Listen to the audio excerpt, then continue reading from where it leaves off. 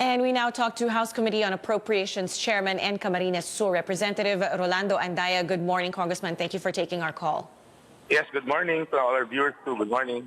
Sir, what are your thoughts on the possibility that a reenacted budget will be used for this year? None at all. When we started the Bicameral Conference Committee, we already made clear our stand that we will stay till February 6th, our last day of session, trying to hammer out a new budget. And I think last night was a breakthrough. We will have a new budget. Everything will be normal. Everything will be as usual. Even though there were some who lost hope or even proposing a reenacted budget, but we stand steadfast by our commitment. We will have a new budget. Yeah, so Senate President Sotto seems to have a slightly differing view. He says there could very well be a reenacted budget for this year. Have you spoken to him? No, I think that statement was an internal statement among senators, the way things were going. But on our side, we were okay with what was happening. We knew what was going to happen, and the proposal of Senate President Sotto was not even taken up by Chairman Legarda before the panel. Okay, so sir, from your end, you're giving us 100% guarantee that we will not be working on a reenacted budget for 2019. Yes, and at least all the fears regarding the salaries, the increase of the salaries of our government workers, the fourth track of the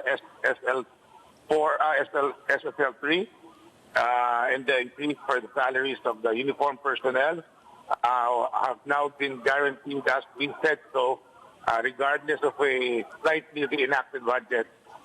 Senator Legarda, upon conferring with the Secretary General, admitted that there are no worries, that we could take our time, and that the February increases are forthcoming. Exactly the topic of our petition for Mandamos, safely clearing that they could do that even in a reenacted budget. So they've just made the petition moot and academic. All we're waiting for now is the President's signature in the coming days before the budget comes to effect, the approval of the increase of the salaries. Okay, sir, so you mentioned you do have until February 6th to finish this off.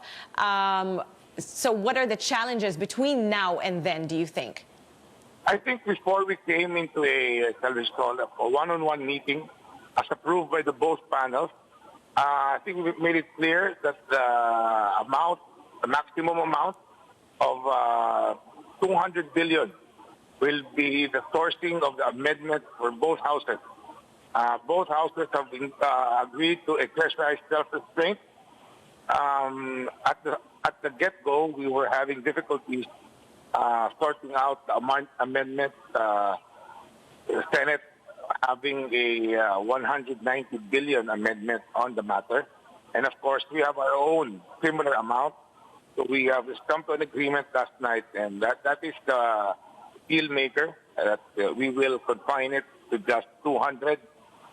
Both houses will have to exercise restraint and fiscal responsibility. All right. Thank you very much for your time, Camarines Sur Representative Rolando Andaya.